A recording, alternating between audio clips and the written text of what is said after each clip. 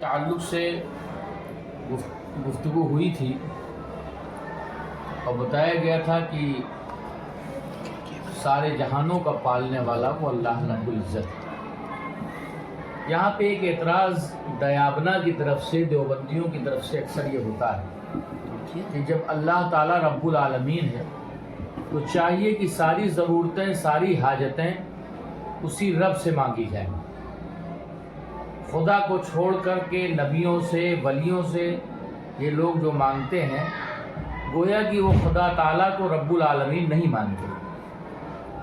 یہ ان کا کہنا ہے، کس کا؟ دیوبندیوں کا اعتراض پھر سماعت کر لیجئے۔ تو کہتے ہیں کہ جب اللہ تعالیٰ رب العالمین ہے تو ہونا تو یہ چاہیے کہ ساری ضرورتیں، ساری حاجتیں کس سے مانگی جائے؟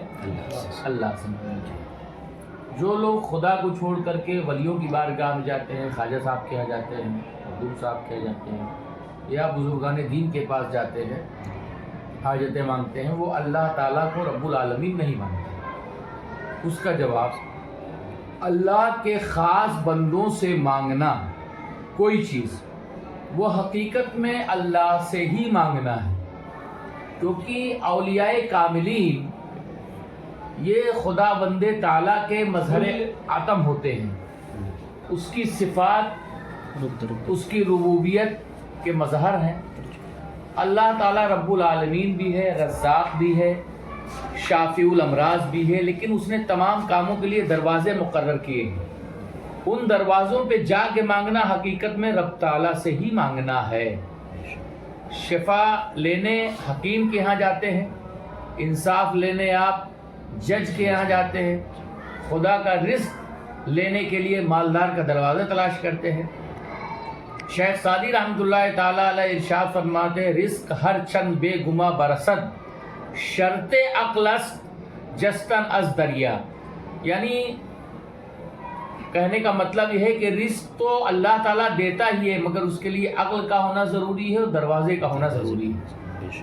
اب یوں سمجھ لیے کہ پاور ہاؤس میں بجلی بنتی ہے، لیکن اس کی روشنی وہاں ملتی ہے جہاں اس کے کمکمے لگے ہوتے ہیں۔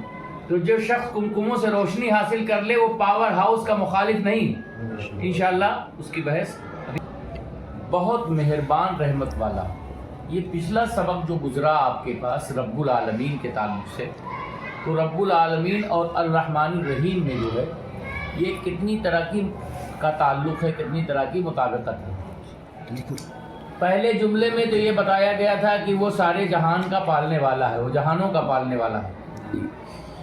احتمال تھا کہ شاید وہ پالنے پر مجبور ہو، یعنی اس کو پالنا پڑتا ہو، جیسے کہ بادشاہ اپنے ملازمین کو پالتا ہے، مگر وہ اس پالنے پر مجبور ہے کہ اگر نہ پالے تو اس کی بادشاہت قائم نہیں رہ سکتی۔ اگر ملازمین کو تنخواہ نہ دے، سپاہیوں کو، فوجوں کو تنخواہ نہ دے تو کہاں اس کی بادشاہت برقرار ہے؟ یا کوئی شخص اپنے گھر کے جانوروں کو مجبوراً پالتا ہے، تو جیسے جانوروں کو کوئی شخص پالتا ہے کیونکہ جانتا ہے کہ اگر ان کو نہیں پالے گا تو میرے کام بند۔ جیسے بکری پالتا ہے آدمی، بکری پالنے کا مقصد اس کی مجبوری ہے کہ اس کی انکم بند ہو جائے گی اور نہیں پالے گا، کمائے گا کیا، بزنس کیسے کرے گا؟ مرغی پالتا ہے انڈے کے لیے، تو پھر معاملہ ہی سب خراب ہو جائے گا۔ تو اسی طرح سے یہاں کیا وہ عالمین کو پالنے پر مجبور ہے؟ تو کہا نہیں، اللہ پالنے پر مجبور نہیں، وہ پالتا ہے تو رحمت سے پالتا ہے۔ کیسے پالتا ہے؟ رحمت سے پالتا ہے۔ اس طرح پالتا ہے کہ کبھی رحمت کے ساتھ ہوتا ہے اور کبھی قہر کے ساتھ ہوتا ہے۔ جیسے جیل خانے میں قیدیوں کو بھی حکومت پالتی ہے، کھانے پینے کو دیتی ہے، مگر خوشی سے نہیں، غصے سے، قہر کے ساتھ۔ لیکن یہاں فرمایا گیا پالتا تو ہے اللہ مگر رحم کے ساتھ۔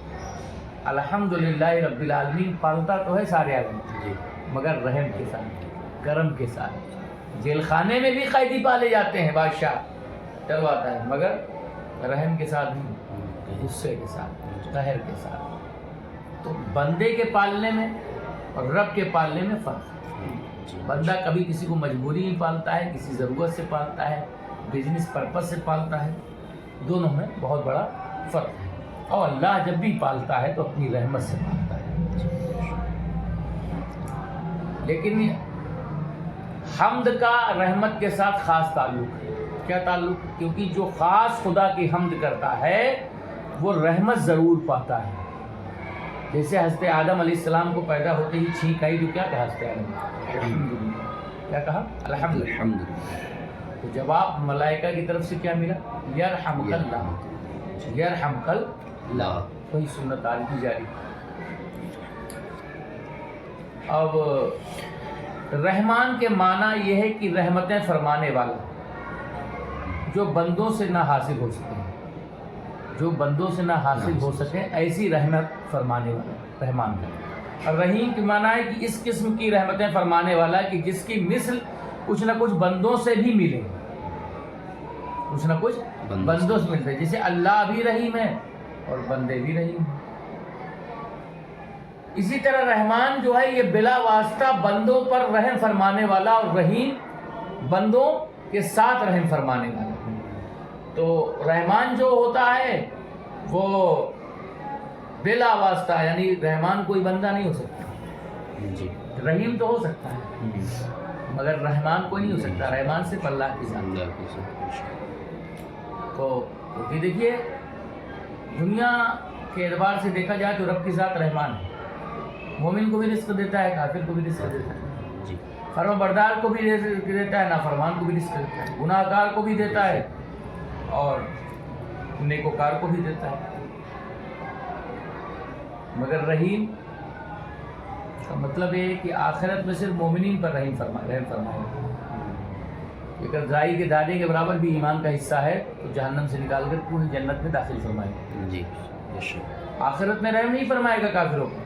دنیا میں تو رحم ہے، رحمان ہے وہ کہ سب کو چھوٹ دیے ہوئے، سب پر بارش فرما رہا ہے، اولاد دے رہا ہے، ضرورتیں دے رہا ہے، نوکری، تجارت، بزنس، ساری چیزیں. مگر آخرت میں اس کی رحمت کا جو دائرہ ہے، اس کی رحمت کا جو حصہ ہے کس کے ساتھ ہوگا؟ مومنین کے ساتھ. کس کے ساتھ ہوگا؟ مومنین کے ساتھ ہوگا. آپ دیکھیے اس کی مثال یہ سمجھیے کہ اکثر جاندار چیزیں جو ہوتی ہیں وہ اپنے ماں باپ کے ذریعے پرورش پاتی ہیں. جیسے مرغی ہو گیا، کبوتر ہو گیا، انسان ہو گیا، بھینس ہو گیا. مگر کوے کا بچہ جب انڈے سے نکلتا ہے تو اس کی ماں کا اس سے کوئی تعلق نہیں رہتا. کوے کا بچہ آپ دیکھیے کبھی غور سے، کوے کے بچے کے سلسلے میں جب وہ نکلتا ہے انڈے سے تو اس کی ماں اس سے لا تعلق ہوتی ہے. وہ گوشت کا لوتھڑا ہوتا ہے، وہ گوشت کا ایک لوتھڑا ہوتا ہے، لال لال ہوتا ہے. کوے کا بچہ جب بھی دیکھیے انڈے سے نکلے تو لال لال کچھ نہیں. کوے کا کیا؟ کوے کا بچہ، کبوتر کا نہیں. کوے کا بچہ، اس پہ کوے کا بچہ جب وہ نکلتا ہے تو اس پر مچھر جمع ہوتے ہیں. اچھا سمجھتے ہیں کہ کوئی چیز ہے لاؤ خون چوسے، تو جمع ہوتے ہیں. تو اللہ کا کرم دیکھیے کہ جب اس کے قریب جاتے ہیں تو منہ کھولتا ہے، اس کے اندر چلے جاتے ہیں. تو اس کی غذا کیا ہوتی ہے؟ وہ مچھر ہوتے ہیں. تو اس طرح سے اللہ کرم فرماتا ہے کہ اس کی پرورش ہو جاتی ہے، یہاں تک کہ اس کے جسم پر آ جاتے ہیں. جب پر آ جاتے ہیں تب ماں پالتی ہے. شروعاتی دور میں کچھ نہیں اس کو، چڑیا چکانے اگانے جب پر آ جاتی ہے، پر آ جاتا ہے تب کچھ دن اڑے. اس کے بعد تھوڑے دن کے بعد جب اڑنے لگے تو ماں باپ کون ماں ہے کون باپ ہے کچھ پتہ نہیں. یہ سارا سسٹم ہے. حضرت ذوالنون مصری رحمۃ اللہ تعالیٰ علیہ ایک واقعہ ملاحظہ فرما لیں اس کو الگ سے. حضرت ذوالنون مصری رحمۃ اللہ علیہ فرماتے ہیں ایک دن میں دریائے نیل کے کنارے جا رہا تھا. میں نے دیکھا کہ ایک بچھو بھاگا ہوا دریا کی طرف چلا آ رہا ہے. جب وہ دریا کے کنارے پر آیا پہنچا تو فوراً ایک کچھوا کنارے آ لگا. یعنی کنارے آ لگا کچھوا. وہ بچھو اس پر سوار ہوا. کس پر سوار ہوا؟ کچھوے. اور کچھوا اس کو لے کر دوسرے کنارے کی طرف چل دیا. کچھوا اس کو لے کر کہاں چل دیا؟ دوسرے کنارے چل دیا. حضرت ذوالنون مصری فرماتے ہیں کہ مجھے یہ شوق پیدا ہوا کہ میں دیکھوں کہ وہ بچھو کہاں کچھوا لے کے جا رہا ہے بچھو کو. میں کشتی میں بیٹھ گیا اور اس کے پیچھے پیچھے ہو لیا. بچھو اس طرف پہنچ کر اترا اور دوڑتا آگے چل دیا. دوڑتا آگے چل دیا. تو میں بھی خواجہ ذوالنون مصری فرماتے ہیں کہ اس کے پیچھے پیچھے ہو لیا کہ کہاں جاتا ہے. کچھ دور جا کے میں نے دیکھا کہ ایک آدمی ایک پیڑ کے نیچے لیٹا ہوا ہے، سو رہا ہے، اور اس کے قریب ایک زہریلا سانپ ہے جو اس کو کاٹنا چاہ رہا ہے۔ بچھو وہاں پہنچا، اس نے سانپ پر حملہ کیا اور سانپ نے بچھو پر حملہ کیا۔ سانپ کا زہر بچھو میں اتر گیا، بچھو کا زہر سانپ، اور دونوں ایک دوسرے کے زہر کے اثر سے مر گئے اور وہ جوان بچ گئے۔ ہم بھی دن میں دیکھیے گا بظاہر بہت اپنی حفاظت خود کرتے ہیں، لیکن رات کو جب سوتے ہیں تو ہماری حفاظت ہمارا رب کرتا ہے، بے شک خدا بندے کو قدوس کرتا ہے۔ اس لحاظ سے وہ رحمان و رحیم ہے۔ جب ہم جگتے ہیں، بیدار رہتے ہیں، تب تو ہم بہت کوشش کرتے ہیں کہ ہم گرے نہ پڑے نہ، پھر بھی اس وقت بھی ہمیں وہ بچاتا ہے۔ لیکن سونے کی حالت میں جب ہم بے خبر ہو گئے تو ایسی صورت میں ہماری حفاظت اور صیانت کون کرتا ہے؟ اللہ رب العزت کی ذات فرمایا کرتی ہے۔ بہت سی مصیبتیں ایسی ہیں جو ہماری ظاہری کوشش ہوتی ہے اس سے دور ہو جاتی ہے، ظاہری کوششوں سے ہماری جہاں دشمن کا خوف ہے وہاں نہیں جاتے، جہاں دشمن حملہ آور ہونا چاہتا ہے اس جگہ سے بچتے ہیں، سانپ کے منہ میں ہاتھ نہیں دیتے۔ بہت ساری ایسی اور بہت آفتیں ہیں کہ ہم چاہیں گے تو بچ نہیں سکتے اگر اللہ کا فضل ہمارے ساتھ نہ، اس کا کرم ہمارے ساتھ نہ، اس کا رحم ہمارے ساتھ نہ، اس کی عطا ہمارے ساتھ نہ۔ یہ اللہ کا فضل ہے، اور یہ ساری چیزیں جو بے خبری میں ہم سے ہمارا رب ہمیں بچاتا ہے، یہ اس کی رحمانیت کا ظہور ہے اور اس کی رحیمیت کی جلوہ گری ہے۔ مشرکین کا یہ عقیدہ تھا کہ بڑی بڑی نعمتیں رب دیتا ہے اور چھوٹی چھوٹی بت دیتے ہیں۔ بڑی بڑی نعمتیں اللہ دیتا ہے، چھوٹی چھوٹی ہبل، لات، منات، عزا یہ دیتے ہیں۔ اس عقیدے کی بھی تردید ہو گئی کہ چھوٹی نعمت ہو وہ بھی اللہ دیتا ہے، بڑی نعمت ہو وہ بھی اللہ دیتا ہے، کیونکہ وہ رحمان بھی ہے، رحیم بھی ہے، چھوٹی نعمت دینے والا بھی ہے اور بڑی نعمتیں دینے والا۔ اب کچھ پنڈتوں کے اعتراضات ہیں۔ آریہ مذہب جو ہے ہندوستان میں سب سے پرانی قوم کا نام شودر ہے، آپ نے پڑھا ہوگا۔ شودر جو ہے، جو قوم ہے، انہیں نان مسلم سب سے گری نگاہ سے دیکھتے ہیں۔ ان کو کہتے ہیں کہ شودر کی عورتوں کو اوپری جسم ڈھانکنے کی اجازت نہیں۔ شودر اگر کسی مندر میں قدم رکھ دے تو مندر ناپاک ہو جاتا ہے۔ شودر اگر کسی آریہ یعنی پنڈت کے بچے کو ہاتھ رکھ دے تو شودر کا ہاتھ کاٹ ڈالنا چاہیے۔ شودر اگر کسی آریہ ذات کی لڑکی کے اوپر حملہ کر دے، کچھ کر دے اس کے ساتھ غلط، تو اس کا عضو تناسل کاٹ دینا چاہیے۔ اس طرح ان کی کتابوں میں ہے۔ یہ شودروں کو بہت نیچے دیکھتے ہیں، اور چمار ہے اور دوسری شیڈو جو کاشتیں ہیں، تو پرانی قوم ہندوستان کی وہ شودر تھے، اور آریہ دوسری جگہ سے آئے تھے۔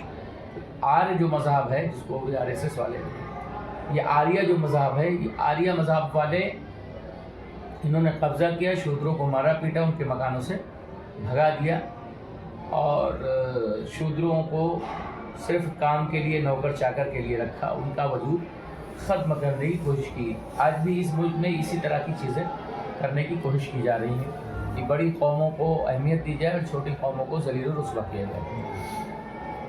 اب یہاں پہلا اعتراض آریہ کے ہے، آریہ کا ہے کہ جب بسم اللہ میں دو لفظ آ چکے، رحمان اور رحیم، تو الحمدللہ کے بعد رحمان اور رحیم کو لانے کی کیا ضرورت؟ بسم اللہ الرحمن الرحیم آپ پڑھتے ہیں نا جی، تو رحمان اب بھی آ گیا، رحیم بھی آ گیا، اور پھر آپ نے پڑھا الحمدللہ رب العالمین الرحمن الرحیم، تو یہ دو بار یہاں کیوں لگے؟ جواب اس کا یہ ہے کہ بسم اللہ میں اللہ تعالیٰ کی ذاتی رحمتوں کا ذکر تھا، اور یہاں صفاتی رحمتوں کا ذکر ہے۔ بسم اللہ میں ذات کا ذکر تھا، اور الحمدللہ رب العالمین الرحمن الرحیم میں اس کی صفات کا، صفاتی رحمتوں کا ذکر ہے۔ قرآن کریم میں جن چیزوں کا بار بار ذکر کیا گیا ہے، کیوں؟ ریزن کیا ہے؟ کہ بندے سمجھ جائیں کہ ان کو بار بار کہنا خدا کو پسند ہے۔ بار بار کہنا کیا ہے؟ خدا کو پسند ہے۔ اعتراض کر کیا ہے آریہ والوں نے کہ خدا پاک رحمان اور رحیم ہے، پھر تو دوزخ اور موذی جانوروں کو کیوں پیدا کیا؟ سانپ کو، بچھو کو، شیر کو چیتا کو ہلاک کرنے والی چیز کو، جب وہ رحمان اور رحیم ہے اور شیطان کو کیوں منائیں؟ اس کا جواب یہ ہے کہ بعض تکلیفیں رحمت کو ظاہر کرتی ہیں. جو مصیبت کسی عوض رحمت کا ذریعہ بن جائے وہ حقیقت میں رحمت ہی. اگر یہ چیزیں پیدا نہ ہوتی تو ہماری روح ہمارے جسم کو مکمل طہارت حاصل نہ ہوتی. نماز، روزہ، حج، زکوٰۃ بظاہر تکلیف دہ معلوم ہوتی ہے، لیکن حقیقت میں ہے کہ روح کو پاک کرنے والی چیز ہے. جیسے میلے لوہے کو لوہار کہاں رکھتا ہے؟ بھٹی میں نا، بھٹی میں رکھتا ہے نا، آگ کی بھٹی میں رکھتا ہے نا جی، اور اسے کوٹتا ہے، پیٹتا ہے، ریزہ ریزہ کرتا ہے. تو جب وہ اس کو کوٹتا ہے، پیٹتا ہے تو اسی سے غربہ بن گیا، اسی سے ہنسیہ بن گیا، اسی سے تلوار بن گئی، اسی سے تیر بن گیا، اس کی قدر بڑھ جاتی ہے نا. گھڑی اور مشین دیکھیے، اس میں تھوڑی قیمت کا لوہا ہے، لیکن کاریگر کے پاس پہنچ کر وہ پرزہ بنا بہت قیمتی ہو. سونا اگرچہ نہایت قیمتی دھات ہے، اگر اس سونار کی بھٹی میں نہ رکھا جائے اور سونار اس پر چوٹ نہ باندھے تو گلے کا ہار بنے گا؟ گھنگا بنے گا؟ کان کا بنے گا؟ نہیں بنے گا نا. تو یہ تکلیفیں بھی حقیقت میں اس کی قدر و قیمت بڑھانے والی ہیں. پیٹا نہ جاتا تو اس کی قیمت بڑھتی ہے. اسی طرح گناہ گاروں پر بھی جو تکلیفیں آتی ہیں، مصیبتیں آتی ہیں، پریشانیاں آتی ہیں، رنج آتے ہیں، غم آتے ہیں، انہیں زنگ آلود لوہے کی طرح گناہوں کے میل سے صاف کر جاتی ہیں. یہ مصیبتیں گناہ گاروں کے گناہ کو صاف کرتی ہیں، یہ تکلیفیں گناہ گاروں کے گناہ کو صاف کرتی ہیں، اور نیکوکاروں پر جو آتی ہیں ان کو امتا لوہے کی طرح قیمتی بنا جاتی ہیں. مقربین کی پر جو آتی ہیں ان کو سونے کی طرح اور زیادہ قرب الہی کے قابل بنا دیتی ہیں. تو یہ مصیبتیں در حقیقت کیا ہے؟ اللہ تعالیٰ کی رحمتیں ہیں. اسی طرح تکلیف دہ زہریلی چیزیں چاہے جتنی بڑی ہوں وہ ہزاروں مصیبتوں کو، پریشانیوں کو دور کرتی ہیں. جیسے مثلاً مچھر ہے، مکھی ہے، یہ جو انسان کے جسم میں بیٹھتی ہے تو بہت سارے زہریلے مادے انسان کی باڈی میں ہوتے ہیں، اس کو چوس لیتے ہیں. ہم کو نہیں پتہ چلتا بہت ساری چیزیں. گلے کے کیڑے آپ دیکھ لیجیے، گھن وغیرہ، یہ گلے کے بہت سارے جو مضر اثرات ہیں گیہوں کے، دھان کے، یہ مٹا دیتے ہیں. بے وقت بارشیں، یہ زہریلے دانے جو ہوتے ہیں ان کو تباہ کر کے گرم گلے کو ٹھنڈا کرنے کے کھانے کے قابل بنا دیتی ہیں. تو بے وقت بارش ہوتی ہے. تو پروردگار عالم کیا ضروری ہے کہ وہ صرف انسانوں پر ہی رحم فرمائے؟ وہ بھی اس کی مخلوق اس کے رحم مستحق ہے، جو اور مخلوقات ہمیشہ. مالک یوم الدین، روز جزا کا مالک. انشاءاللہ اس کا تعلق کل سے بیان کریں.